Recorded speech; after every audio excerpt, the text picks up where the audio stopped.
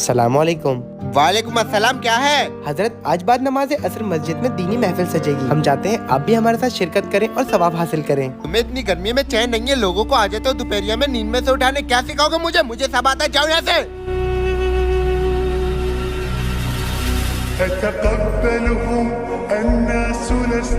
हजरत, हमें तो किसी ने बताया था इस घर में एक बहुत अच्छा पढ़ा लिखा शख्स रहता है। हम तो यहाँ सिखाने नहीं, हम तो खुद सीखने आए थे। मुझे माफ कर दिए, मैंने आपके साथ ऐसे बदतमीजी की, मुझे नहीं करना चाहिए थी। आप लोग यहीं रुकें, इधर आइए। माफी की कोई बात नहीं है मेरे भाई। अगर मुझसे कोई इतनी बदतमीजी करे मैं तो सीधा ठोक देता हूँ। गोली भी ऐसी जगह मारता हूँ जहाँ टाके भी नहीं लगे। वो तो जमात के साथ आया था, इसलिए थोड़ा एहतराम कर रहा हूँ। हजरत चले। हाँ हाँ चलो। अस्तगफिरुल्लाह, अस्तगफिरुल्लाह, अस्तगफिरुल्लाह।